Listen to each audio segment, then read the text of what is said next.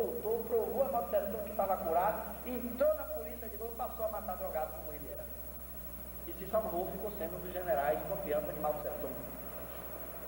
Mas aí acontece um detalhe. Isso se deu mais ou menos no ano de 1958. Quando eu li essa história, aí o pensamento espírita brilhou na cabeça da gente. Porque a ideia básica era o seguinte: se a China já era um país secular de viciados em ópio, se teve 2 guerras civis, aqueles 50 milhões de drogados não estavam sozinhos. Porque desde encarnações passadas que o povo usava ópio, então devia ter uma plateia ali, mais ou menos de 2 desencarnados para cada um, opiados daquele encarnado. Então eu fiz a conta pela média por baixo. Vamos botar 3 vezes 50. Nós teríamos aí 150 milhões de viciados querendo ópio, droga, e não tinha mais onde arrumar, porque a China estava fechada. Aí o que pode ter acontecido com Mao Tse Tung e com esses espíritos, com a ação de Mao Tse Tung com esses espíritos? Essa turma pode ter emigrado. Esses 150 milhões de espíritos naturalmente emigraram. E eles foram emigrados buscando por sintonia e afinidade a fonte que lhe geraram prejuízo. Naturalmente essas mentes desencarnadas, desejadas do ópio, desejosas da droga, foram mais ou menos atraídas pela lei de causa e efeito e povoaram a psicosfera europeia e dominaram perfeitamente a Inglaterra. Da Inglaterra, se nós repararmos bem, saíram os grandes movimentos que incentivaram o uso das drogas, porque o movimento hippie saiu das ruas de Londres. O movimento do rock and roll, a grande maioria era londrina, inclusive os Beatles eram de Londres. O movimento punk, que hoje está sendo ressuscitado, saiu das ruas de Londres. E um outro detalhe curioso: a máfia que traficava com pedras preciosas e uísque, a partir de 1971, desistiu das pedras preciosas e dos uísques e passaram a traficar as drogas e os entorpecentes. E a grande reunião célebre da máfia foi em Londres. Então, por sintonia e afinidade, aquela psicosfera pode ter induzido esses movimentos, porque tiveram movimentos que hoje nem mais fazem uso da droga. O movimento hippie mesmo se estancou, mas ele existiu com sua motivação. Com o passar do tempo, essa massa de espíritos deve ter reencarnado toda por aqui pelo Ocidente, e foram recebidos como filhos, muita gente que de alguma forma se beneficiou com o dinheiro escuso da dominância da droga lá pela China, através do chinês. Essa psicosfera de espíritos, depois da reencarnação deles por aqui, é que deve ter motivado a ascensão das drogas no Ocidente. O Mao Tse Tung fez uma coisa curiosa: ele limpou a casa e aí não tinha onde jogar o lixo, jogou o lixo na casa do vizinho. Naturalmente, é aqui que tem que ser feito realmente a grande campanha de resgate, de reconstrução, de reeducação dos viciados, porque essa massa de gente deve ter reencarnado por aqui. Essa psicosfera de espíritos pode ter motivado esse movimento. Agora, os dados que nós levantamos de datas, de épocas, eles trazem uma evidência, um indício muito forte. É claro que isso é uma hipótese que nós estamos aventando pelo pensamento espírita, porque existem as imigrações dos espíritos, existem os karmas coletivos, existem as provações coletivas. Naturalmente, isso pode estar incursionado dentro de uma percepção dessa natureza, porque não há uma explicação convincente da expansão das drogas aqui, simplesmente pelas explicações do mundo material. Essa justifica que hoje não tem mais droga na China, acabou o uso da droga lá, raríssimo ser drogado, que tem o álcool e o fumo que é liberado, mas a droga pesada lá, o tráfico é quase morto, porque não há uma expansão grande quanto há aqui no Ocidente do consumo. Então, naturalmente, há uma massa de gente que tem pais boníssimos, pais extraordinários, e que tem filhos, às vezes, que tem tudo para ter tudo, com a universidade na porta, com pós-graduação do estrangeiro, com recursos financeiros extraordinários. Essa turma se envereda na droga. Parece que já traz uma atração compulsiva para isso. É como se fosse uma massa de espíritos em desalinho que reencarnaram coletivamente e deram esse extensor de extensão da droga por aqui. E naturalmente está gerando esse conflito social, mas isso deve ser uma onda de transformação e uma onda de reeducação espiritual. O problema é que existe ordem dentro da desordem.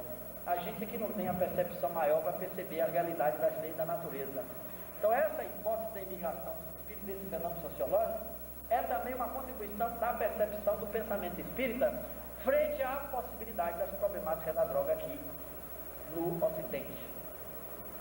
Então a gente observa como há uma série de contextualizações e conteúdos interessantes para serem tocados a nível espiritual, a nível dessa problemática especial. Daí que às vezes o problema, como nós situávamos, das induções obsessivas no campo das drogas, são muito maiores do que a gente imagina. Por isso que às vezes tem gente que faz depoimentos interessantes. Diz assim, olha, eu quero deixar, mas tem uma coisa que me impulsiona para o beber, tem uma voz que me diz beba, uma coisa dentro de mim que me leva às suas influências espirituais. E naturalmente esses espíritos reencarnando com essa tendência, encontrando todo um terreno fértil que foi semeado pela presença deles, da psicosfera deles, para ter motivado esses movimentos ao consumo e ao uso da droga. E não é à toa que a heroína e a morfina são drogas opiáceas. Do ópio derivam-se 20 entorpecentes que são utilizados hoje aqui no Ocidente, uma droga originária da China. E hoje há uma campanha, realmente aqui, de grande apontamento no sentido de se combater as drogas e corrigir o problema. Lá pelo Oriente, o uso é muito pouco. Na Índia, por exemplo, quase que não tem droga. No Japão, quase que não tem droga. A coisa é mais da outra banda para cá, aqui no Ocidente. Exatamente um conflito que pode ter razões espirituais ocultas, invisíveis aos sentidos da percepção humana da maioria das pessoas. Dentro dessa percepção, essa massa de espíritos, naturalmente, por aqui, farão a sua reconstrução de destino, terão a sua libertação espiritual desse conflito, dessa realidade existencial que hoje é o consumo das drogas. Agora acreditamos que pouco a pouco o problema vai apontando uma solução, porque tem certos problemas que às vezes precisa levar o indivíduo ao fundo do poço para que ele seja ajudado. Ajudar um drogado é a coisa mais difícil que existe. Primeiro porque é um tipo de obsessão mais difícil de ser libertado, é droga e sexo, porque as duas dão prazer, e o indivíduo que os sente não querem deixar, porque não se sentem doentes, se sentem satisfeitos com o prazer que alcançam. Daí que muitas vezes o melhor para o indivíduo é a própria enfermidade.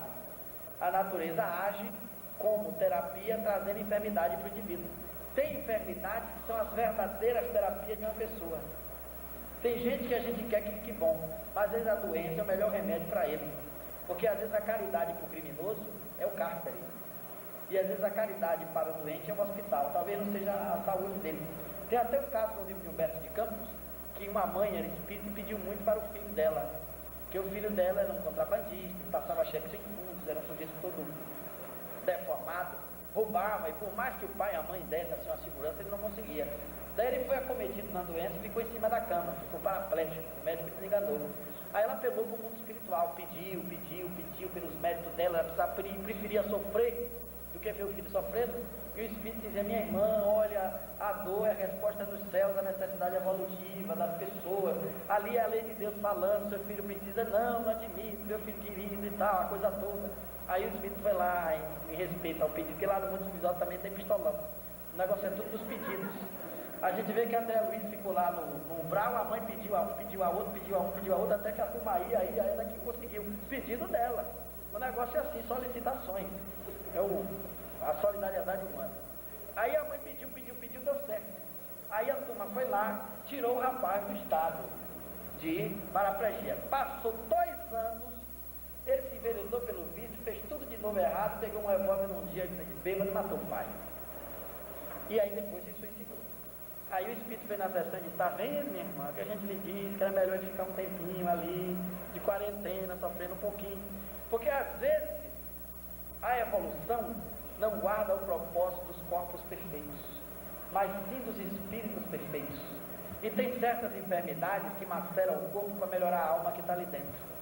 Às vezes são espíritos atrasados, rebeldes, grosseiros, selvagens, primitivos, espíritos malévolos, que somente pelo caminho de dor ele consegue alcançar uma finalização. Porque diz o Espírito de Emmanuel que a lei de Deus fala em 3 vozes. Primeiro, a lei de Deus fala a voz do amor.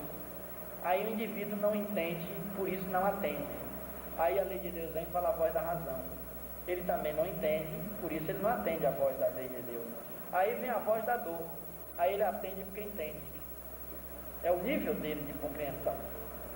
Aí o Emmanuel completa que a gazela desperta com alvorecer, por nascer do dia, mas a pedra só desperta com dinamite. Assim são os seres humanos. Uns precisam de amor, outros de dor, uns de pão, outros de pau. Porque no nível evolutivo não pode haver igualdades, porque há desigualdades evolutivas. Daí o equívoco do pai, que quer educar os filhos tudo igual para ser justo. E tem orgulho de dizer, não, eu faço para os meus filhos, eu faço para todos. O que eu educo um, educo todos. Isso é o maior erro. Cada filho é uma educação diferente, completamente diferente. Porque são espíritos diferentes, em níveis evolutivos diferentes, com necessidades diferentes. Porque às vezes o pai recebe como filho seu obsessor, seu inimigo do passado, que bota o dedo na cara e o vidão ele bate no pai. Aí o pai tem que pegar o dedinho, dar uma tossidinha, e dizer a ele que agora o filho é ele, que o negócio agora é com ele, que ele foi o ditador lá, aqui ele recebe com doada. Uma vez eu fazendo uma palestra sobre isso, negócio do aborto, uma senhora disse assim, mas o espiritismo é incoerente, não devia ser contra o aborto. Eu disse, mas por que, minha senhora? Eu vou receber um obsessor horroroso que está querendo me prejudicar, ainda recebo como meu filho e acaba me destruindo. Eu disse, minha senhora, é muito melhor a senhora ter o teu obsessor aqui na tua frente, para a senhora dar pancada nele, do que ele não além dando pancada na senhora. Então é muito mais vantagem, até nisso, o argumento espírita serve. Traz ele para cá, se ele não se enquadrar, a senhora aí entra no esquema de ação. Mas eu próprio, pessoalmente, sou contra a pancadaria em filho. Mas tem filho que às vezes precisa de um gritinho. Diz que a mão da gente foi feita assim com a concha para dentro, e a formação anatômica do filho tem uma concha para fora, que é para ter encaixe, amaciado, para não sacrificar tanto.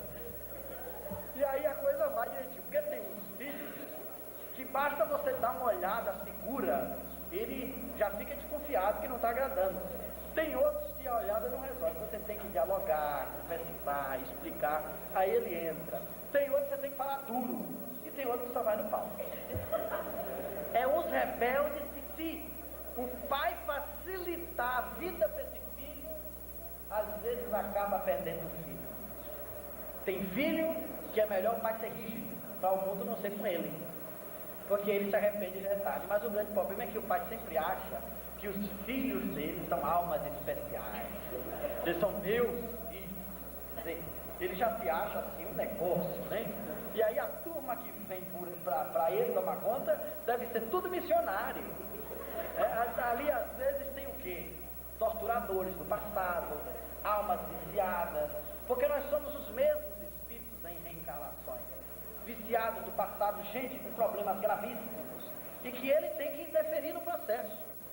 Então nada de ficar assim, com aquela coisa. A gente às vezes tem que ser um tanto duro e enérgico. Se o pai e a mãe fizessem muito a cabeça do filho, atuassem no aspecto dele, nos seus problemas existenciais, talvez ele não fosse tão frustrado para buscar droga. Às vezes a ausência dessa participação de convívio é que faz o filho se refugiar, porque sente o pai um tanto distante da vida dele. E hoje, com essa vida do cotidiano, do corre-corre, do uma-uba para sobreviver, o pai trabalha 12, 13 horas por dia, chega em casa, quer assistir um jornalzinho, quer descansar, a presença do filho até incomoda para muita gente. Por aí o filho já veio numa época difícil, já não foi tão amado quando a mulher engravidou, já teve uma rejeiçãozinha na gravidez, e olha o menininho perturbando ali, pai, isso e aquilo, pai, isso e aquilo. Aí o pai já acha o filho engangento, e por aí entra o processo todo.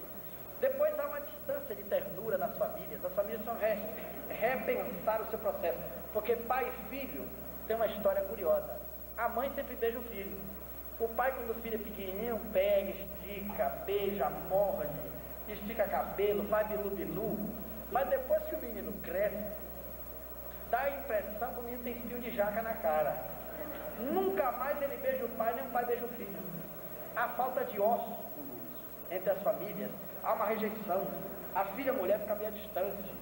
Então nós somos uma geração que queria mudar isso. Os nossos pais não nos deram porque eles não tinham quem desse, ninguém dá o que tem. O que não tem, aliás, ninguém pode dar aquilo que não tem. Os pais dos nossos pais também não tiveram porque não teve quem desse. Mas nós já estamos no nível de discussão dessas possibilidades, dessas necessidades. Está na hora da gente mudar essa realidade social do nosso tempo, de sermos pais de novos paradigmas familiares, de novas realidades sociais. E quando nós somos pais espíritas, que a gente tem que perceber que nossos filhos são espíritos, a gente tem que ter uma ação na prática, mais voltada para essa realidade. de que nós estamos ali recebendo espíritos velhos e às vezes velhacos, né? Espíritos viciados de um passado distante, ali não tem 6 aninhos, bonitinho, mas ali tem uma alma cheia de complexos, de culpas, de traumas, de tendências, de conflitos e de idealismos também. Não tem só coisa ruim, tem muita coisa boa. E essa forma de reprimir, muitas vezes não é nem tão boa, porque a verdadeira educação não reprime, porque quando você reprime, abafa. E quando o filho resolve se soltar, já é tarde, você não teve mais o controle de direção. Aí ele já vai ser sozinho no mundo, um homem que a família não formou. Mas o ideal seria que o pai liberasse um pouco para ver a tendência. E na liberação, vendo a tendência, pudesse fazer a correção, fazer a atuação. Por isso, para cada filho, uma educação completamente diferente. O pai tem que estudar a natureza do sujeito, para escutar ele, ver qual é a tendência, se ele é meio egoísta, se não é, se é ele que tem uma tendência a ser avarento, se é o outro que tem a tendência para ser corrupto, se é ele que engana no negócio dos brinquedos, se é ele que arma as artimanhas. No dia que ele for político, ele vai fazer também crime do orçamento. Ele vai lá fazer umas falcatruas por debaixo do pano, porque às vezes o pai faz vista grossa porque é o filhinho e tal, e a gente não deve deixar de ser rigoroso com os defeitos e valores dos filhos, só porque é filho. A gente devia ser mais rigoroso e cobrar mais as virtudes, dentro desse sentido. Então, essa proximidade de pai e filho, porque essa liberação que hoje existe nos grandes países, porque está provado pelas estatísticas que o grande acesso de jovens à droga é exatamente o desafeto da família, a falta de proximidade dos pais. O depoimento de todo drogado tem uma história familiar atrás daquilo.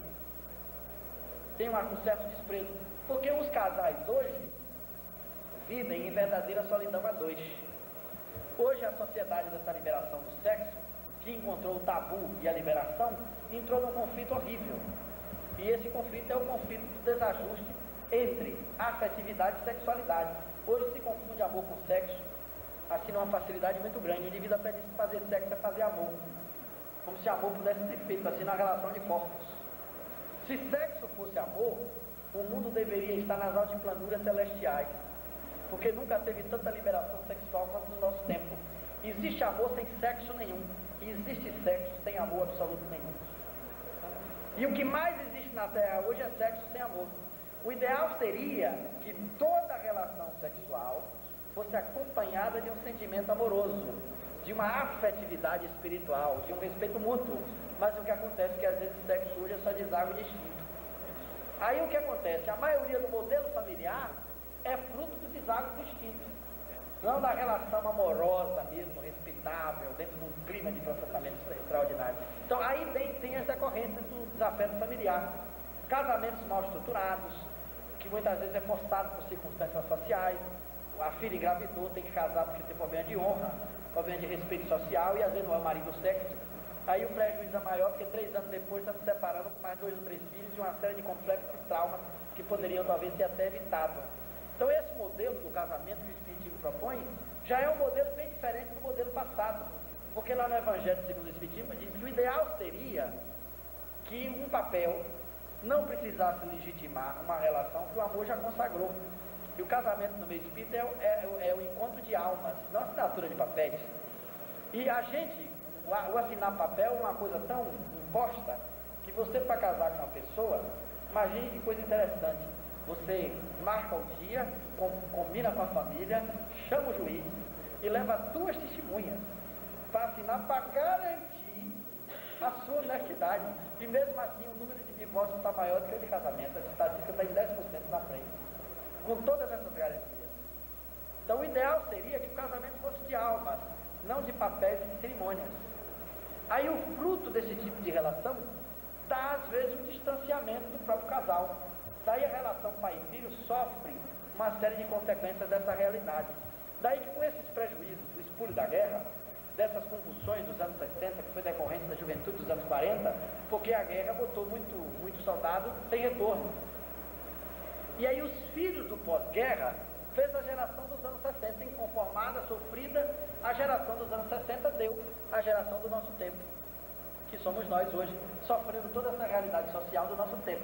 Veio a revolução da sexualidade, paralelo à relação da sexualidade veio as drogas, e agora nós temos aí as convulsões generalizadas em torno da liberação sexual, junto com o problema da liberação do aborto e junto com o problema da contaminação da AIDS.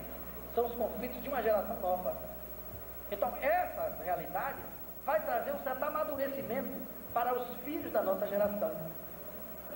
Os nossos filhos, os jovens, os menininhos, estão enfrentando o mundo realmente como uma realidade bem decorrente de outras tantas realidades mais duras.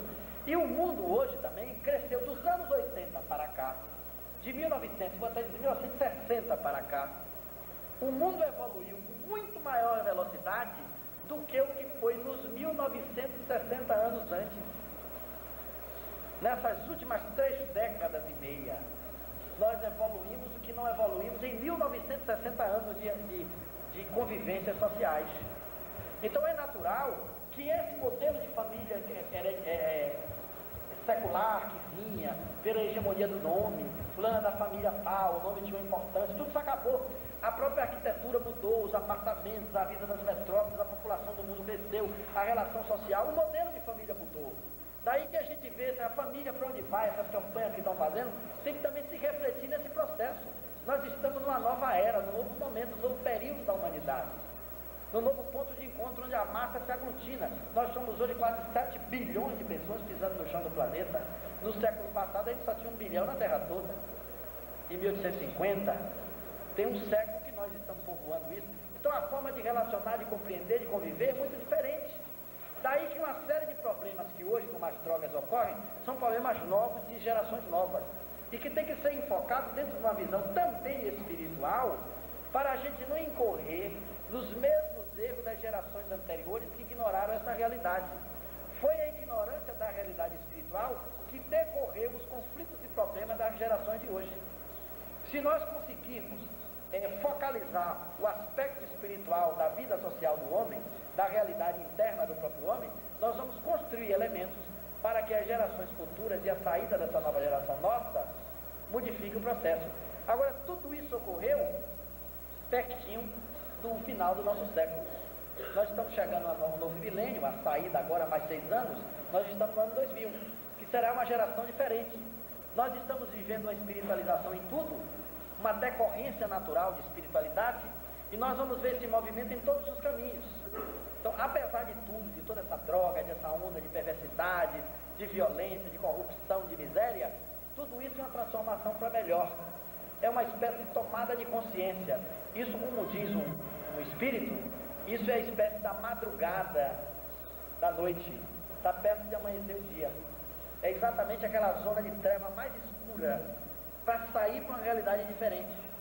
A gente tem que ter uma visão otimista de não achar que a droga vai estar aqui eternamente, de que a AIDS vai estar aqui matando sempre, que vai ter violência até. Não, isso tudo é uma passagem.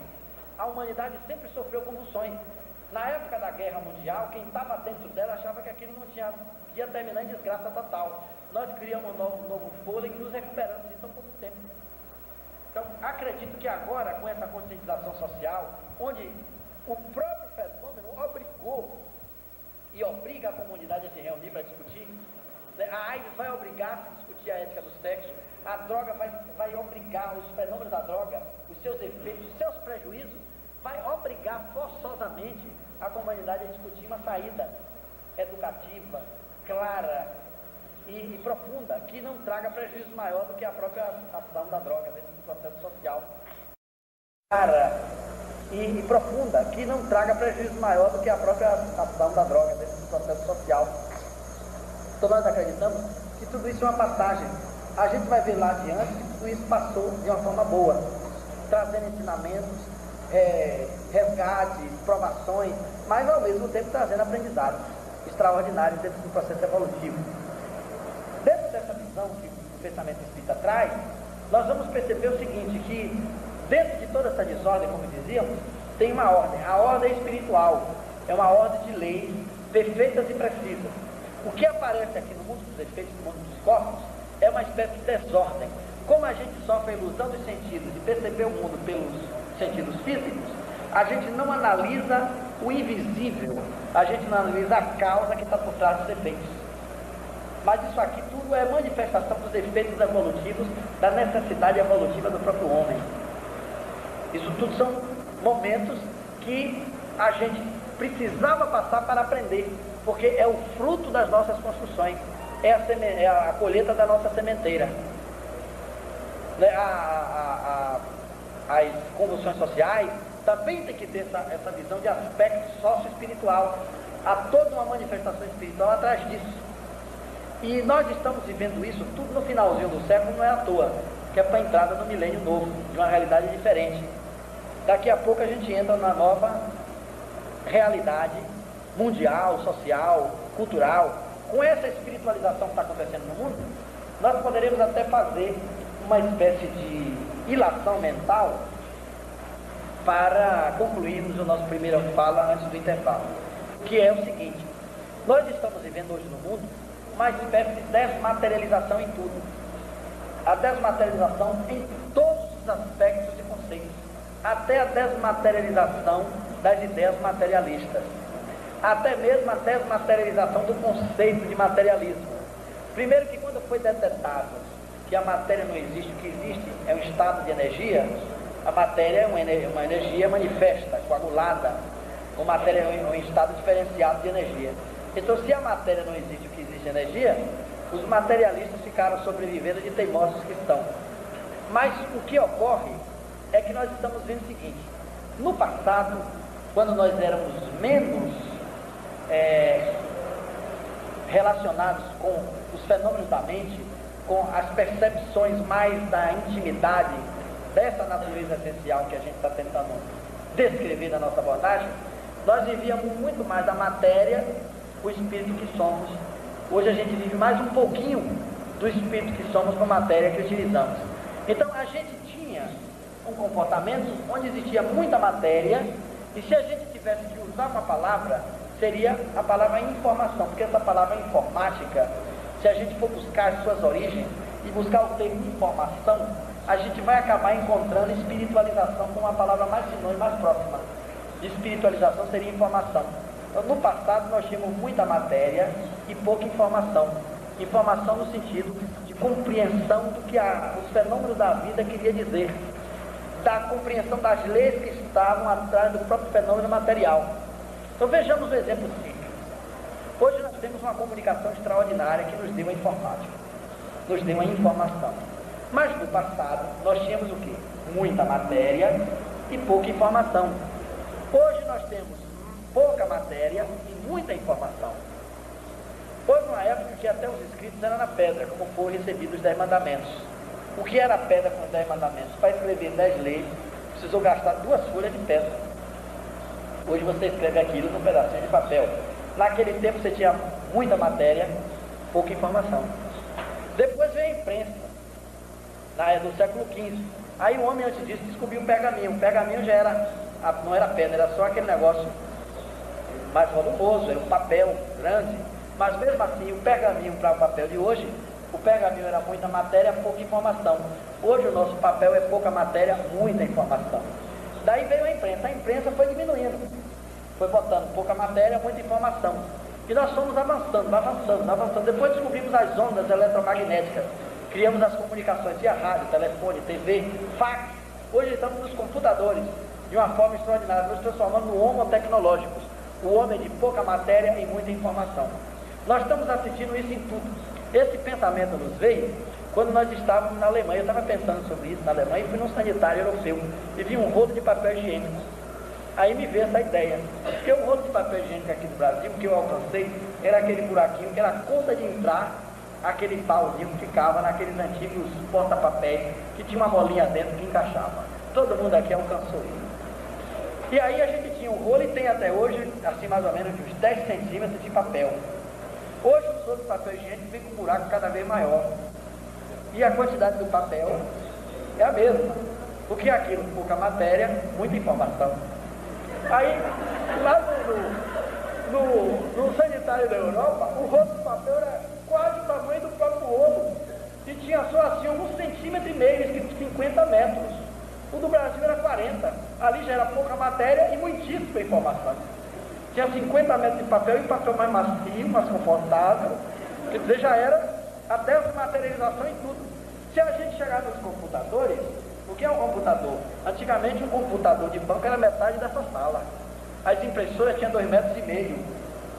Era muita matéria, pouca informação. Hoje a gente tem uns computadorzinhos que o camarada carrega numa pasta 007. Pouca matéria, muita informação. Então isso tudo é uma desmaterialização em tudo. Os nossos rádios, nossos instrumentos, é tudo muito grande. Hoje é tudo reduzido, tudo pequeno, tudo menor. Pouca matéria, muita informação. Por quê? As leis da natureza vão se fazendo sentir.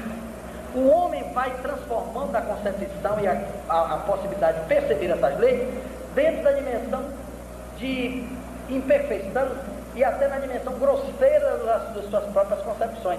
Na hora que ele descobre as leis vão melhorando o homem. Porque uma vez o homem conhecendo melhor a lei da vida, ele passa a viver melhor a própria vida. Aí as leis vão transformando o homem vai transformando as leis. Aí nós estamos vivendo uma desmaterialização, que é a mesma coisa de dizer que nós estamos vivendo uma espiritualização em tudo. Por isso que nesse final de século, são tantos movimentos extraordinários que apontam a espiritualidade na medicina, com as experiências de quase morte, as regressões de memória dentro da psicologia, mostrando as hipóteses da reencarnação, a transcomunicação instrumental, mostrando a sobrevivência dentro dos equipamentos eletrônicos, a física detectando uma hipótese extraordinária que sem a reencarnação o universo desaba, eles entrando dentro do processo espiritual, os físicos quânticos hoje tocando a natureza essencial do ser humano, a biologia descobrindo os campos de vida que nós carregamos, o campo espiritual. Então é a espiritualização em tudo, é a evolução natural das coisas. Por isso Allan Kardec dizia que os princípios espíritas são tão naturais, estão tão intricados dentro das leis da natureza, que um dia ele alcançará o pensamento e o universo do conhecimento humano, independente de crenças, religiões, etnias ou culturas sociais, porque são leis da natureza. E todos esses movimentos hoje para discutir os fenômenos da natureza, as grandes epidemias, a salvação do planeta, imagina, a gente destruiu, agora está pensando em salvar a camada de ozônio, o movimento ecológico, a proteção dos animais, o movimento dele para salvar a Terra, a gente já começa a ter uma consciência mais planetária, uma consciência mais, até que até chegar a consciência quântica não vai demorar muito, mas é uma coisa mais holística, mais abrangente. Nós já temos uma visão tanto diferente dos dias passados, e todos esses movimentos, principalmente os movimentos para erradicar da Terra as epidemias morais, como por exemplo a erradicação da droga, a erradicação da AIDS, porque por enquanto a gente ainda está querendo a saída, mas já começamos a achar que isso é um problema, isso é muito positivo. Porque o fato de discutirmos que isso é problema já é um grande passo, que hoje tem 20 mil cientistas tentando descobrir o vírus da AIDS. E eu acredito que o vírus da AIDS vai chegar à solução facilmente quando o homem começar a discutir a ética do sexo. Porque hoje, por exemplo, dentro da AIDS, não existe nenhum questionamento sobre a ética do sexo, sobre a qualificação moral das pessoas na atitude sexual. Todo mundo quer um preservativo para resolver, uma vacina para solucionar. E não vai conseguir por enquanto, porque o indivíduo às vezes quer a vacina para continuar a fazer as mesmas safadezas que ele deixou doente. E aí essa funcionalidade da AIDS não é um castigo de Deus, mas é um equilíbrio na natureza. Enquanto o homem não entrar nessa ordem de coisas, esse equilíbrio não se estabelece. Porque olha o que acontece com as drogas, nós poderíamos dizer a mesma coisa que pode acontecer com a AIDS. Hoje tem o problema de todo mundo procurar a descoberta da vacina, porque hoje não tem mais. A AIDS no passado era uma doença que muita gente atribuía preconceituosamente aos homossexuais. Hoje não existe isso, e a AIDS não tem mais nem grupo de riscos, existe comportamento de risco. A droga é um comportamento de risco para a contaminação. Porque esse comportamento de risco você inocula uma seringa injetada, porque a maioria dos drogados vão buscar seringa nos lixos hospitalares. É ali onde tem uma grande manifestação de contágio, porque nos lixos hospitalares tem muito exame de drogados e a seringa vai contaminada. Depois, assim como há uma troca muito grande de parceiros entre os promíscuos, há também uma troca muito grande de seringa entre os drogados. Daí um viciado transmite para o outro através da picada, sem esterilização, sem os cuidados naturais. Mas existe uma vacina da AIDS, facilmente resolvível o problema. Essa vacina até vou registrar o royalties, porque foi eu que descobri ela, é barata, não paga nada, não tem exame no laboratório, você não precisa pagar royalties americano, vacina facílima, todo mundo compra, não precisa no supermercado, não precisa na farmácia, nem por telefone. A vacina é você mesmo que se aplica. O nome da vacina da AIDS chama-se Fidelidade. Se o indivíduo se vacinar de fidelidade, Está resumindo. Basta que a humanidade se vacine uma década, 10 anos.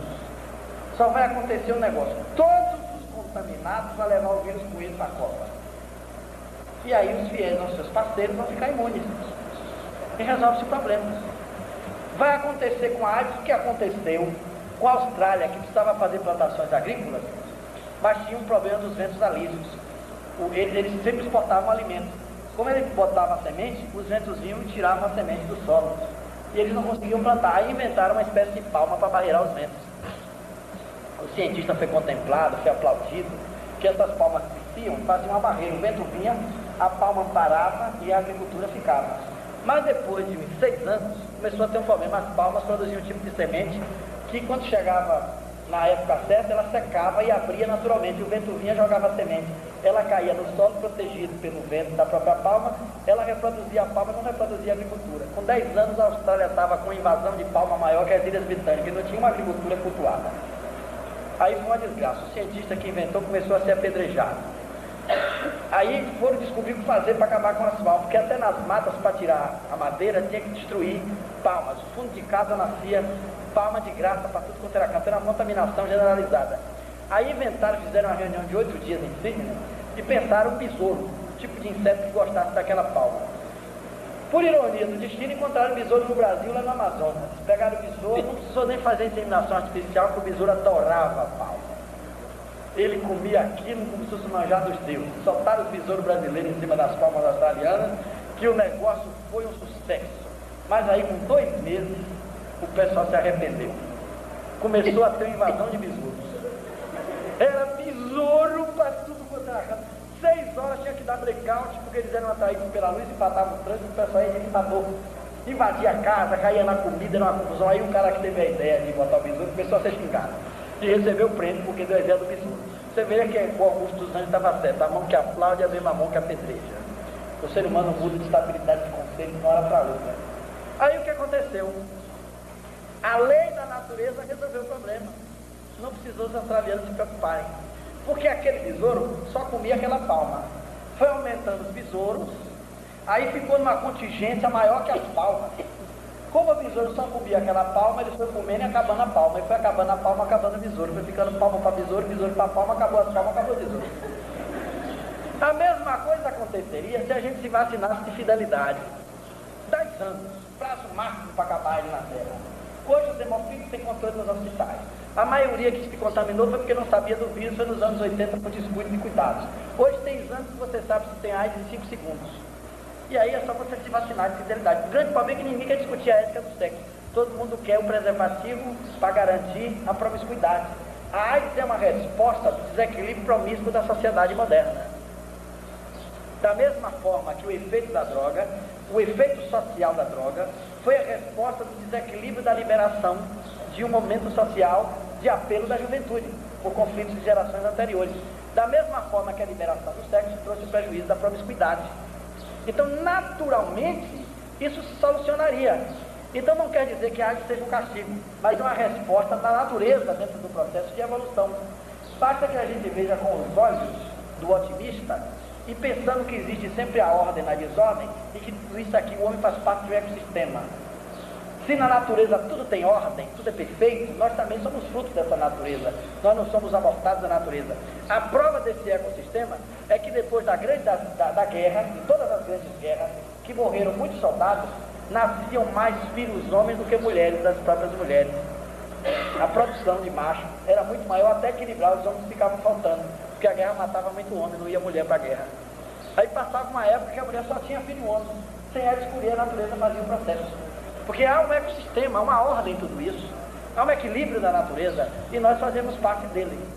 Agora, tudo isso está preso às conjunturas espirituais, porque essas leis têm uma causa, uma funcionalidade, uma ação e um domínio espiritual na sua profundidade.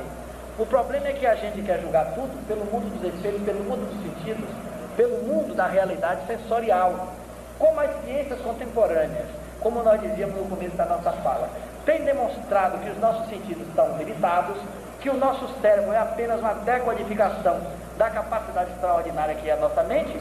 Nós temos que mudar inclusive o conceito das coisas. e perceber o efeito ou a avaliação das coisas, buscando a causa através dos efeitos. E não tentando corrigir no efeito a solução que não está nele, buscar no efeito a solução que não está nele. Então, nesse panorama das drogas todas, nós temos que também incutir o pensamento espiritual dentro do contexto. Nós estamos usando alguns conceitos, algumas ilações e comparações para que a gente possa fazer essa ponte de que é importante discutir esses problemas, não como se eles fossem problemas externos a nós. Porque se o indivíduo se torna um viciado, é porque algumas razões internas lhe motivou. E essas razões internas estão na sua natureza espiritual, porque é o que ele é. O que o homem é a sua personalidade, o seu caráter, o seu psiquismo. E isso não é fisiológico, isso não é orgânico. Isso é de uma natureza mais essencial que está além dos seus sentidos. Os sentidos e o corpo é apenas a oportunidade que a natureza dá para que isso se mostre, para que isso se exteriorize. Nós estamos aqui vivendo uma série de conflitos e de aprendizados porque o espírito evolui pelo contato social. É até uma resposta que os espíritos dão no livro dos espíritos. A evolução se dá pelo contato social. Esse atrito do contato social, que se dá pelas reencarnações, é a forma que tem para que a natureza essencial, que é a perfeição do homem, brote, saia, se exteriorize. É como se esse fosse o único recurso da perfeição de dentro se exteriorizar através da imperfeição de fora. Se a gente apanha, por exemplo, um caroço de abacate, você não vê o abacateiro ali dentro. Você não vê o pé de abacate, como a gente diz aqui no Nordeste. Mas se você cortar aquilo direitinho, botar no microscópio, usar lâmina de todo tipo, com todos os recursos da biologia, você vai descrever aquele corte do caroço de abacate com todas as possibilidades tecnológicas, mas você não vai ver o abacateiro. Porque ali tem um essencial que não é visto. Mas aí você abre a terra, enfia o abacate dentro, fecha, aí de repente um potencial que você não via, que não foi captado, não foi medido, não foi percebido pelos seus sentidos, vai mudando o abacateiro, o caroço do abacate. De repente ele brota, o abacateiro começa a subir e se transforma em algo extraordinário. Ali tinha um essencial que não foi visto. Ali tinha uma natureza essencial que não foi percebida, que não era alcançada. Porque os nossos instrumentos científicos do nosso tempo, eles foram feitos para mensurar tudo que é concreto, tudo que é palpável. É uma retratação dos nossos sentidos. Os aparelhos são a retratação daquilo que nós achamos que somos. Daí que o modelo de ver o mundo não deve ser o modelo do concreto. O modelo que convém ao homem é o estudo do abstrato. É o novo paradigma da ciência do mundo. É muito mais interessante nós começarmos agora a discutir o abstrato que está por trás do concreto. Porque não existe concreto sem ser abstrato, muito embora exista abstrato que não é concreto. E o que nós somos é uma essência que não é vista. Então, a droga também tem um essencial que não é visto. E esse essencial que não é visto atua no outro essencial que nós somos. Como alguns fenômenos da natureza são fenômenos que se relacionam nessa outra dimensão essencial, às vezes a gente sofre a intercalação dessa realidade sem perceber a realidade em nós mesmos. Mas nós estamos tão drogados, e basicamente as perspectivas que poderiam apontar nas terapêuticas possíveis de alcançá-lo, de serem alcançadas por ele. Em verdade, hoje há alguns métodos até mais modernos no que diz respeito ao trato com as drogas no sentido da recuperação. Em alguns países mais avançados existem terapêuticas que são feitas até com alguns controles de recursos tecnológicos a nível de equipamentos eletrônicos com mensurações precisas das reações psíquicas do viciado.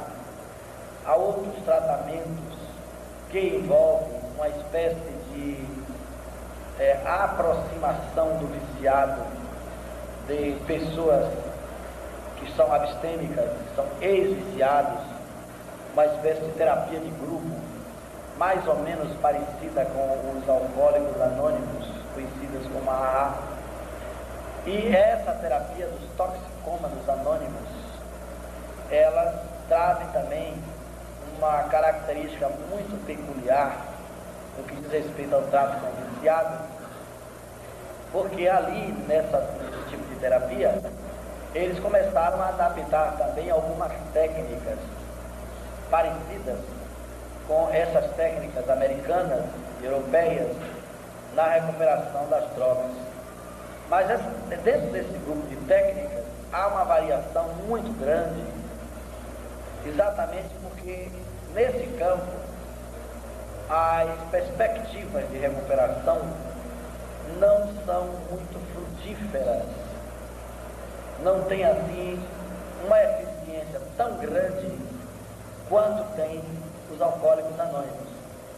Primeiro porque a droga, devido à potencialização do alcaloide, ela cria uma reação cíclica no indivíduo. Reação essa que é curiosa. O indivíduo deixa de usar, por exemplo, a cocaína, a heroína ou qualquer droga pesada, e daqui a 3 ou 4 anos ele se dá com um repente de reação orgânica em que ele sente o apelo da droga como se estivesse no auge do uso, mesmo ele estando abstêmio há anos. Ele passa um período de dias e até de momentos durante o dia de apelo ao desejo da droga, tanto pelo efeito de uma dependência psíquica quanto pelo efeito da dependência física. Uma é o que se chama de hábito, a outra se chamaria do vício, essas dependências. Então ele passa a ter um desejo como se tivesse utilizado a droga há 2 ou 3 dias atrás. Esse processo cíclico é tão interessante que estão se estudando se aqueles resíduos químicos que os indivíduos que ingeriram droga, ao tornarem-se abstêmicos, ao deixarem de usá-la, por quanto tempo de vida aqueles resíduos ainda se localizariam nas estruturas orgânicas da pessoa. E eles foram descobrir, os pesquisadores, que há casos de pessoas com mais de 12 ou 15 anos que ainda tem esse apelo posterior para o uso da droga. Nós vamos perceber também que há alguns tratamentos mais difíceis, tipo os tratamentos de choque, meio sofrível, onde se retira o indivíduo do convívio com a droga e o isola em um quarto, ele tem só ali o contato alimentar, forra-se as paredes do colchão, nas laterais, no piso, colchão bem almofadado, e deixam ali. Na hora que ele tem a síndrome da abstinência, que é o apelo compulsivo para a droga, ele entra numa crise de delírios trêmulos. Somente sabe o que é desagradável de ser visto numa crise dessa quem já viu. É mais ou menos um transe de epilepsia consciente, em que o indivíduo fica com os olhos abertos, arregalados, ou às vezes fechados, e ele treme o corpo todo, até os músculos da face. E de repente ele começa a se jogar pela parede, rolar pelo chão, a pular como se estivesse assim, convulsionado, ou num transe de um espírito endemoniado, como a gente assiste em alguns filmes de ficção, de exorcismo. E ali ele tem uma sudorese e uma perda de líquido impressionante. Logo após isso entra uma equipe de terapeutas, ele aplica soro, ele bebe soro para recuperar a perda do líquido, para não entrar em desidratação. Depois de um certo período dessa crise de delírios trêmulos, ele se sente como se tivesse sido surrado. Há uma queda no equilíbrio moral, é um sofrimento terrível. Depois de umas 4 ou 5 horas, quando ele recupera o fôlego, ele começa a sentir uma série de reações nauseantes. Se não se alimentou, ele vomita bile, ele sente cólicas, dores nos músculos e a saudade terrível da droga como angústia, uma força inexplicável, porque esse é que é o problema da dependência. E as duas respostas uma orgânica e uma outra psíquica. Se o indivíduo nesse estado possui qualquer sensibilidade mediúnica, ele começa a entrar em crises de delírios, mesmo não tendo. O delírio já existe, o delírio psíquico.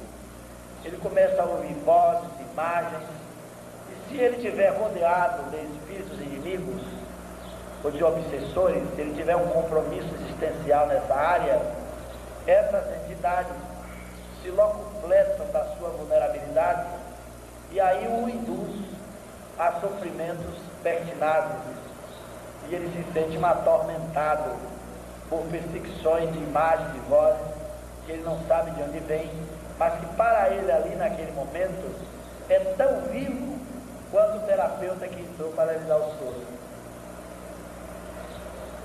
Quando se conversa com um drogado que teve síndrome de abstinência, a impressão que você tem é que ele está fantasiando, mas é exatamente aquilo que acontece. A desestruturação psíquica é tão estonteante que até eles mesmos se chocam com o que ocorre.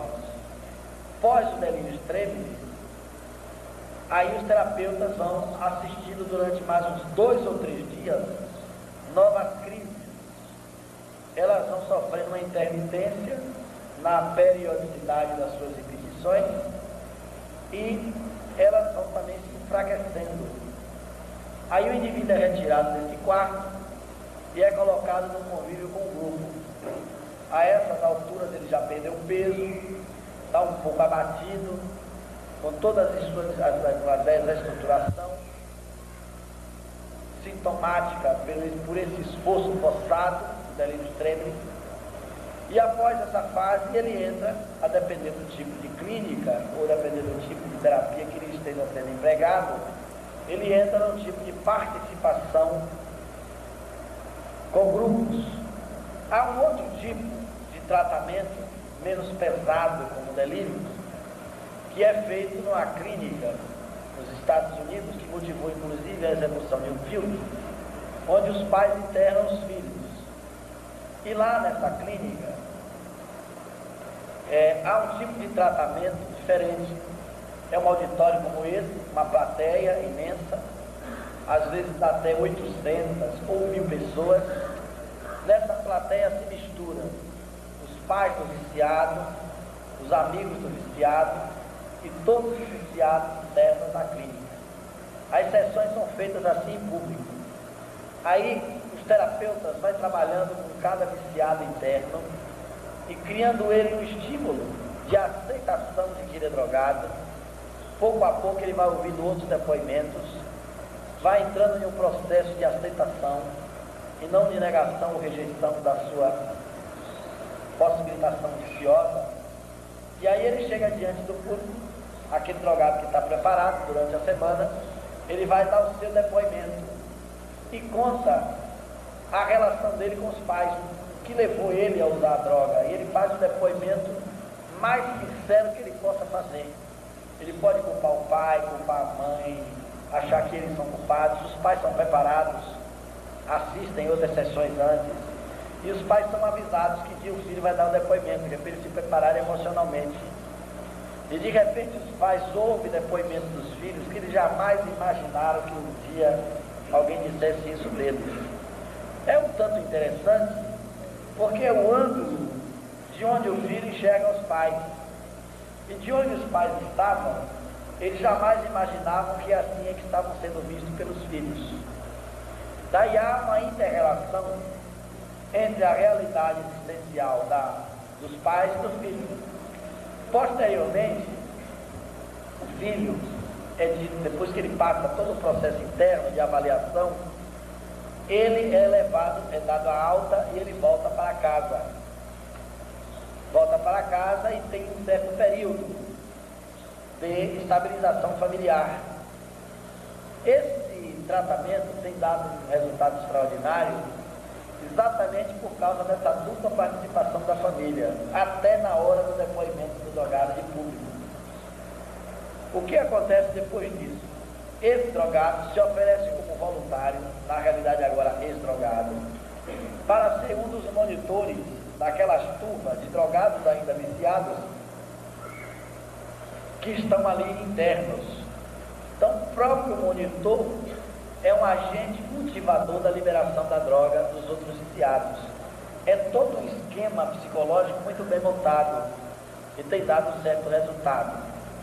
Uma outra coisa que está sendo feita, também isso já na Europa, é colocar os drogados no estúdio, do outro lado fica o terapeuta e ao lado dele fica uma droga, ou a maconha, ou a cocaína, ou a heroína, ou a LSD, a droga que ele utilizava. E ele vai assistir filmes de pessoas se drogando. No cérebro dele está ligado a uma função de aparelhos, onde a leitura do resultado das suas reações cerebrais estão do outro lado do estúdio. Ele se comunica pelo vidro com os terapeutas e não vê a leitura que está sendo feita das suas reações cerebrais. Aí eles vão passando, as pessoas se drogando. Não passa exatamente a droga da qual o indivíduo era viciado nos primeiros dias. Mas ele vai fazendo uma avaliação, ele vai assistindo e criando uma resistência para sentir cada vez menos o impulso de usar a droga. E quando ele sente que está preparado para ir para o estúdio, porque há toda uma terapia de controle antes, de diálogo, de conversação, ele participa em grupos, até que ele se oferece para ir para o estúdio, ele já não chega direto e dá o estudo. Há todo um ano de preparo que os terapeutas estabelecem. É quando ele entra no estúdio, ele foi escolhido, ele foi escalado, ele próprio se designa, se inscreve. Geralmente a lista para entrar no estúdio está sempre maior do que as vagas, e eles acham que isso é positivo. O indivíduo espera, porque quanto mais ele espera, mais é como se fosse um preparo que ele faz pela ansiosidade de estar lá. Aí eles vão passando as fitas, são pequenos filmes, só com cenas, e ele vai checando a vontade dele de usar ou não a droga. Então até o impulso do braço que vai, ele rejeita, ele sente uma agonia. Isso tudo vai sendo avaliado com a reação cerebral. Para cada estado desse que sai nesse filme, quando o drogado em cena está utilizando, entra um outro filme com o terapeuta já mandando que ele se acalme, dialogando, que reação ele está sentindo, qual é o seu desejo, sempre chamando ele pelo nome para valorizar a autoestima, e aí vai insinuando que ele pode vencer aquele processo, manda que ele medite um pouco, que ele respire fundo, e ali ele está sozinho no estúdio.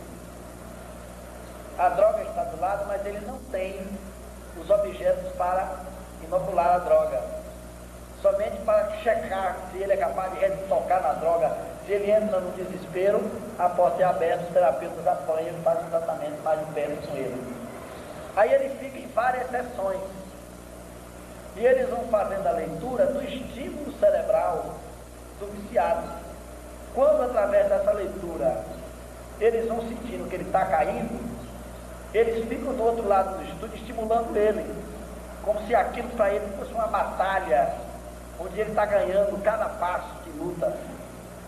Com o tempo, ele cria uma resistência tão grande de ver drogado se drogando, que a droga já não importa mais para ele. É uma coisa meio torturosa, mas tem dado muito resultado nos hospitais onde tem sido implantado isso, devido a um acompanhamento psicológico ou não. Depois os terapeutas entregam as reações do cérebro e há uma verdadeira disputa entre os drogados para mostrar quem está se recuperando mais. Eles mostram aquilo para os pais participam da avaliação.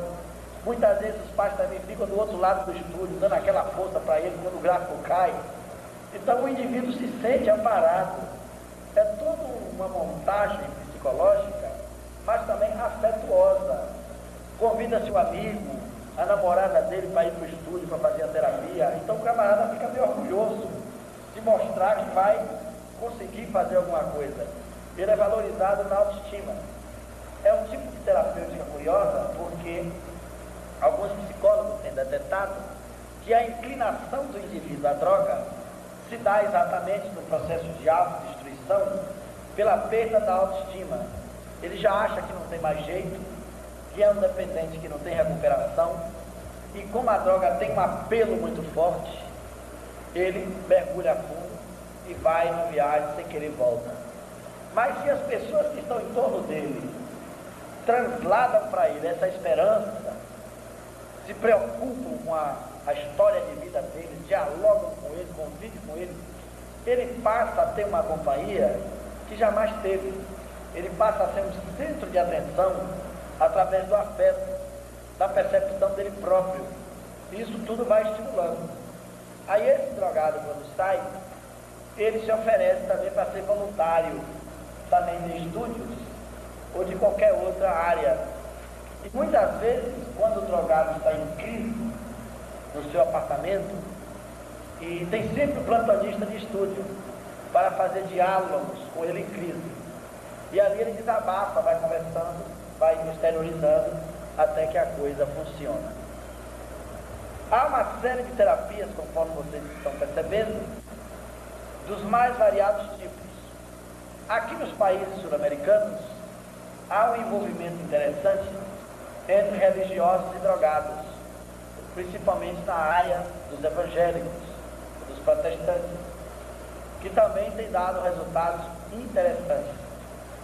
É uma coisa de isolamento, onde eles ficam nos quartos, ali um vai dando depoimento para o outro, na hora que um entra em crise a turma segura, há uma certa solidariedade pela força, na hora que necessita, e pouco a pouco eles vão levando o indivíduo a uma busca para o processo luminoso da religiosidade, da religião.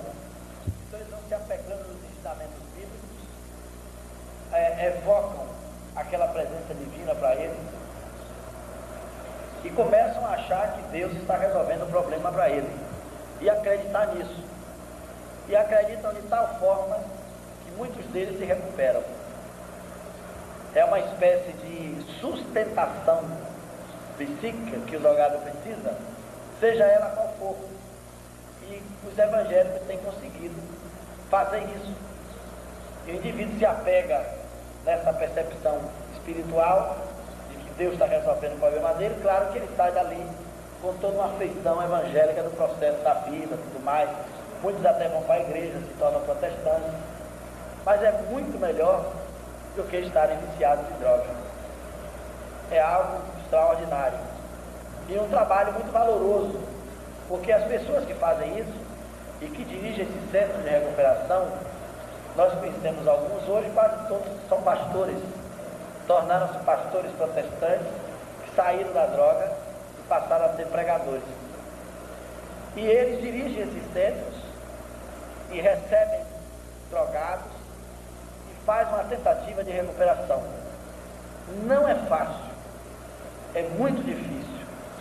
E até a adaptação do drogado numa situação dessa, preciso é que ele tenha muita boa vontade.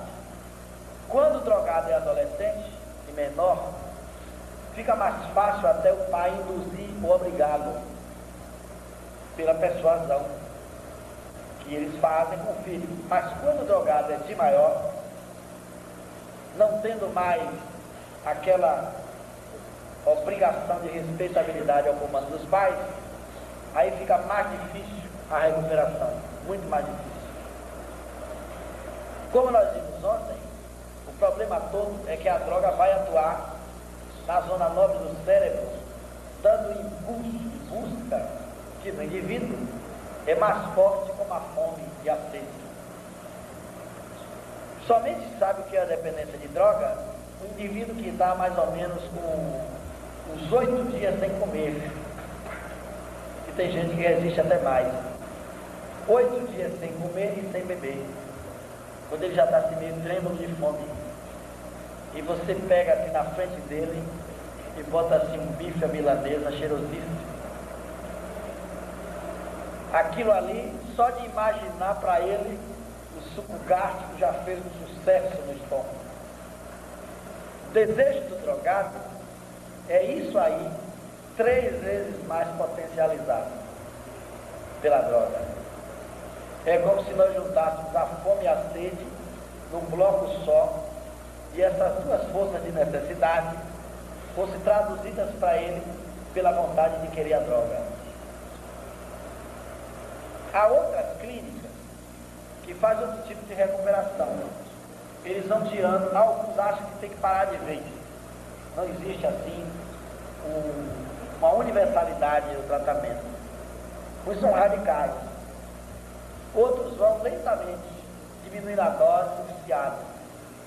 Eles vão tomando doses menores. A intermitência também controlada. Se ele usava, por exemplo, 5 doses de heroína por semana, ele vai passar a usar 4,5. Se ele resistir, passa para 3. Se resistir mais, passa para 2. Aí depois eles vão diminuindo o volume da dose. Vão pouco a pouco, até que o indivíduo não usa mais. Mas há casos de pessoas em que isso não funciona bem. Há casos que o indivíduo toma uma pequena dose, mas fica com mais desejo do que se não tivesse tomado, porque o pouco alcaloide que foi ingerido apenas excitou no indivíduo a realidade do desejo que ele tinha. É como se mexesse na ferida e desse a ele um desejo maior. Por causa desses casos, alguns terapeutas não admitem esse tipo de tratamento, mas regra geral tem-se usado isso baseados no conhecimento de que os alcaloides obstruem os canais do cérebro, e quando o indivíduo deixa de usar a droga repentinamente, esses canais são desobstruídos. Como pelos canais do cérebro sai aquela descarga elétrica bioquímica que nós explicamos ontem, ele que tinha uma quantidade de canais, ao serem obstruídos pelos alcaloides, o cérebro abriu outros canais imediatamente, porque pela natureza a máquina cerebral foi construída e elaborada para fornecer energia para os órgãos. Então, todo órgão do nosso corpo recebe um quanto de energia fornecida pelo cérebro. Uma vez esses canais obstruídos, os órgãos apelam para a energia cerebral. Aí ele libera, abre outros canais. Se o drogado para de usar abruptamente, os outros canais que estavam obstruídos imediatamente se liberam. Aí o indivíduo fica com canais em excesso abertos no cérebro. Então, essa descarga acentuada de impulsos elétricos no cérebro dá também um desequilíbrio profundo, acentuando a síndrome da abstinência. Então, baseado nessa hipótese de conhecimento, que é bem constatada, alguns terapeutas vão diminuindo a dose do usuário, e pouco a pouco ele vai se libertando. Agora, fica muito difícil quando em países ricos se libera a droga. Quando se libera, o indivíduo tem já um amparo social, jurídico, cultural, de que ele não é um doente. Aquilo é apenas uma opção de comportamento. Alguns estados, nos Estados Unidos, o governo controla as gramas a serem vendidas, que é a grama básica para um viciado não entrar em overdose ou não ter qualquer problema mais grave com a utilização. Na Suíça, na Suécia, nos Países Baixos também, e na Europa de um modo geral, eles também controlam pela seringa o volume que o drogado vai tomar, até mesmo os viciados. E isso é vendido às vezes nas bancas das ruas, ou nas praças, ou nas farmácias. Eles podem comprar livremente. E há casos que alguns outros viciados fazem até estoque em casa, para ir tomando pouco a pouco, dentro de um certo limite de controle, que eles julgam que não dê prejuízo. Aí, nesses casos, é muito mais difícil qualquer possibilidade de recuperação. Mas, aqui nos países onde a droga ainda é proibida, ainda não é liberada, é considerado crime, tráfico, há um desamparo social para o usuário, para o drogado. E de uma forma ou de outra, isso ajuda todos esses tratamentos que ficam amparados. O indivíduo não tem uma certa liberdade social para optar se ele quer ou não quer, porque na sociedade já há um desapoio, um desamparo para que ele não use a droga. Ele não tem essa facilitação externa. Mas o problema é tão complexo, porque dificilmente o drogado admite qualquer tratamento. Como nós dissemos ontem, é uma coisa complicada, porque ele sente prazer no uso da droga. E é muito difícil você dizer a alguém que está sentindo prazer com alguma coisa que tenha que se libertar daquilo. Depois, nos efeitos subsequentes, a ausência da droga é que faz mal ao indivíduo. Então, toda vez que ele não tem a droga, ele passa mal. E é difícil você convencer que aquele alimento que ele precisa para ficar bem é uma coisa que ele tem que largar. É a mesma coisa de você chegar para o indivíduo e dizer: olha, você não vai comer hoje, nem beber hoje, porque isso faz mal a você.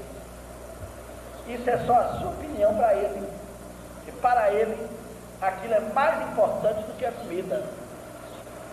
Chegar para um drogado e perguntar, se ele tiver com fome, com desejo da droga, se ele quer comer ou botar droga, ele prefere botar droga para depois comer. Nós vimos ontem, no exemplo que damos, a experiência dos ratos, no hospital do Brooklyn, com o Dr. Henry DeBlaser, dos ratos viciados, vocês devem estar lembrados, não é possível que esqueceu que foi ontem. Os ratos viciados preferiam morrer com um choque elétrico na gaiola do que ceder a desistir de pegar o pedaço de alimento envolvido na droga que ele era dependente. Enquanto no caso da comida, o ratinho morria de fome, mas não tomava o choque. No caso da droga, ele morria de choque, ele ficava com uma patinha assim, roçando a droga. Então o ser humano vai nessa viagem assim, em busca do desespero. Acreditamos que existem outros recursos terapêuticos que ainda serão descobertos junto ao drogado. Entre eles, já se discute até algumas doses de outro tipo de droga que causam uma espécie de reação de resistência às drogas utilizadas. Aqui no Brasil já existe um tratamento, por exemplo, com o cigarro, que é curioso, para o indivíduo deixar de fumar. Primeiro tem um tratamento caseiro, que o indivíduo passa a ter um enjoo do cigarro tão profundo que ele tem uma rejeição brutal. É o indivíduo cortar o filtro do cigarro, um cigarro bem fumado, principalmente aquele que ele fumou com mais vontade. Ele corta o filtro do cigarro, se ele fumou 2, antes de dormir ou 3, ele apanha os 3 filtros, põe no meio do copo d'água e põe na cabeceira da cama, deixa aquilo de molho. De manhã ele tira o filtro e bebe a água. É uma sensação tão desagradável no organismo, porque ali tem nicotina concentrada. Já que ele puxava aspirando, agora ele vai tomar em líquido. Então há uma inadaptação orgânica. Ele fica com aquele gosto da nicotina, porque o cheiro ele já está acostumado.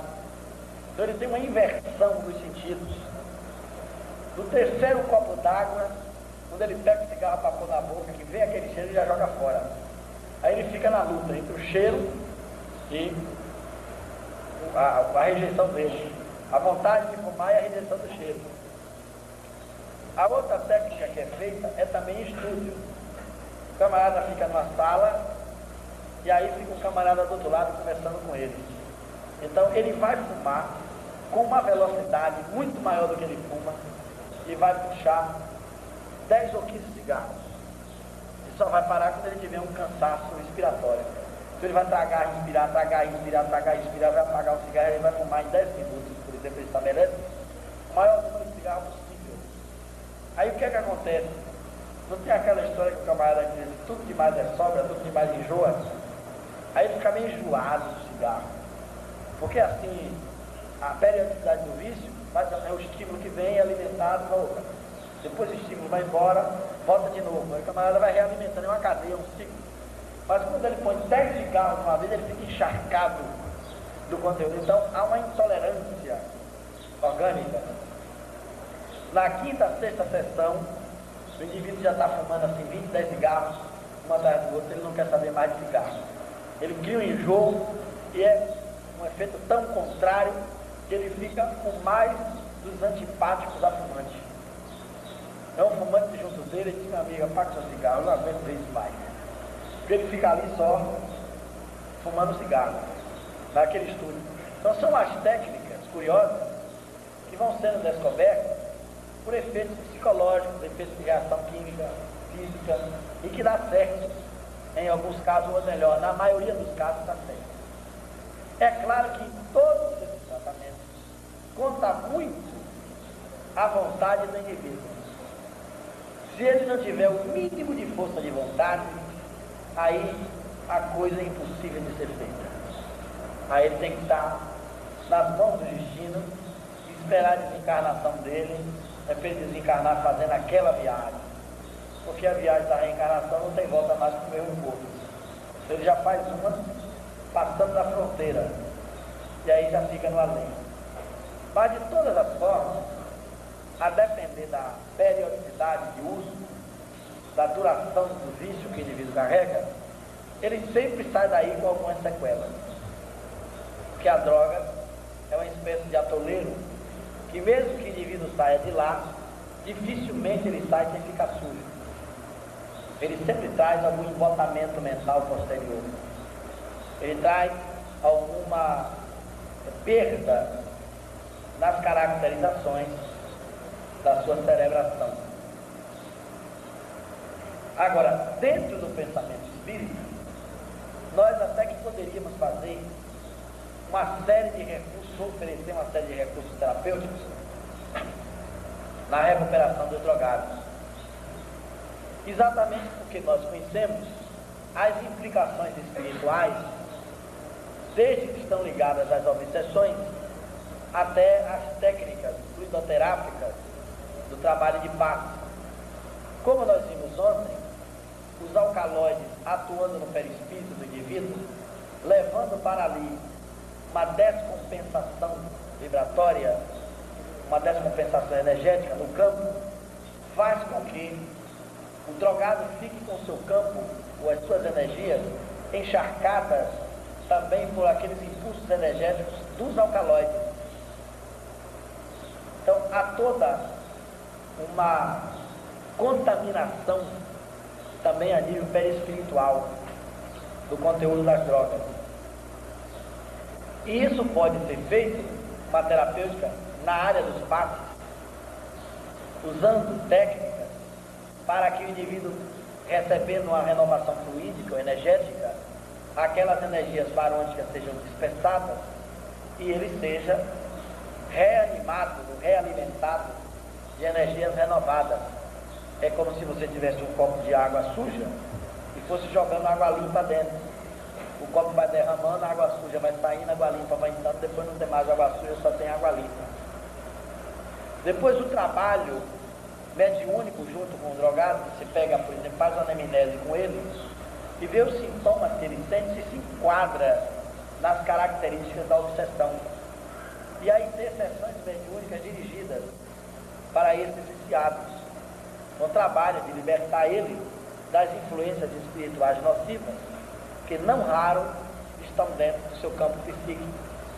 E se tiver espíritos de drogados que por ali sugam ou se alimentam dos efeitos da droga, eles não têm o menor interesse em que a pessoa se recupere. O maior inimigo desses espíritos são os terapeutas do cliente dele, porque aquele cliente é o canudinho que ele tem para se abastecerem. Mas aí com a terapêutica espírita teríamos uma boa profilaxia, porque atuaríamos no campo espiritual do indivíduo e haveria aí uma ação energética com efeito de dentro para fora, onde se atuaria no perispírito e dali aquilo desaguaria para o corpo. Depois, a ocupação do drogado com o conteúdo do conhecimento espírita. Aliás, isso é uma coisa que nós espíritas exploramos pouco, que é um recurso terapêutico que poderíamos chamar de plioterapia.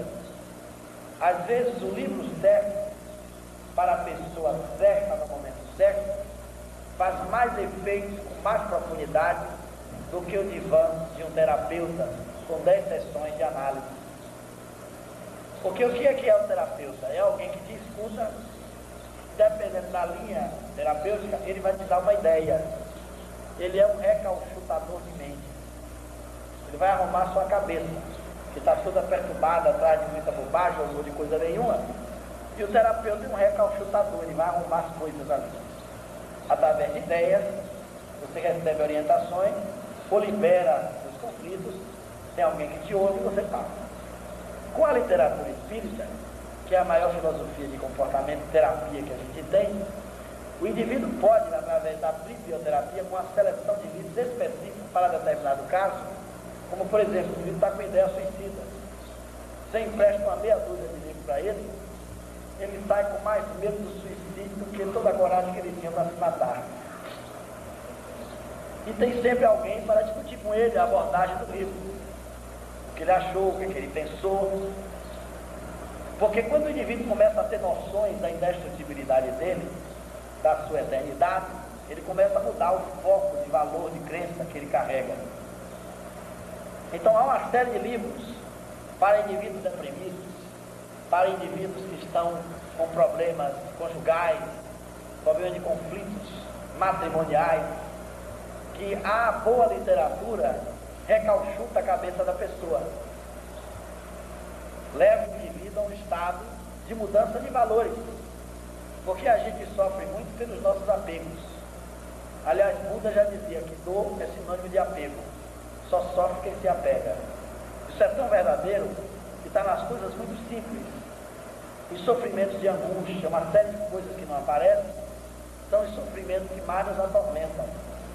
Às vezes, mais tarde, a gente tem até uma somatização orgânica de uma veiculação de doença grave no corpo, que é um efeito das causas psíquicas que a gente passa. Porque existe uma causa moral e espiritual das doenças que não são detectadas. Ninguém considera, por exemplo, ódio excessivo doença, inveja excessiva doença, orgulho excessiva doença. Agora, isso se manifesta no corpo das mais diversas formas. O indivíduo libera certas cargas de reações hormonais que acaba degenerando mais tarde as suas estruturas orgânicas. Aí o que acontece? Se nós utilizarmos o recurso de orientação psíquica para o indivíduo, ele tem um levantamento do seu estado de ânimo moral e espiritual. Essa biblioterapia a qual nós estamos nos referindo, ela é de uma utilidade tão grande, porque nós somos aquilo que sabemos, e o homem vale pelo que ele muito sabe. As nossas decisões e conceitos têm muito a ver com o nosso nível de discernimento. As nossas mágoas e dores, e também os apegos, têm a ver com os níveis de discernimento. E o nível de discernimento que a gente tem vai caracterizar o nível de maturidade que nós estamos. Dentro dessa área dos sofrimentos e apegos, tem uma história que é curiosa e simples de perceber bem isso. Digamos que um rapaz encontra uma moça. Aí se paqueraram ali, nos primeiros dias, marcou o encontro. 5 horas da tarde, naquela praça ali da Orla do Recife. Aí a moça ficou assim, impressionada por ele. E ele, mais ou menos por ela. Aí marcou para as 5. Aí ela chegou lá 5 para as 5. Aí, ansiosa, né? Quando o relógio chegava perto daquilo que ela olhava, o carro dele é um. Antigamente tu via de cavalo, tempos românticos. Hoje vem de Monza, assim num Fusca todo limpinho, brilhando. Aí o camarada chega ali, ela fica olhando os carros, o dele é Monza. Aí ansiedade. Aí dá 5 e 5, passa o Monza na mesma coisa, ela diz, é ele, se ajeita quando passa nada. Aí dá 5 e 15, ela já está aqui no aguento, ele não vem. Já está sofrendo porque se apegou. Já começou o apego. Aí já veio o sofrimento. Se não tivesse se apegado, ó, podia dar 5 e meia, 10 para 6, não veio, foi embora. Mas se apegou, começou a sofrer. Aí quando dá, ela está assim, aquela carga já, dizer que, poxa, tá grande, marcar comigo, deixa aqui eu esperando, toda arrumadinha, assim nas pontas. Aí quando dá 5h30 é vir o Monza. Quando ela vê o Monza meio assim, o cara, não, essa rua teve um problema lá. Quando chega a ver o indivíduo, aí desmancha. Porque ali, aquele estresse aí.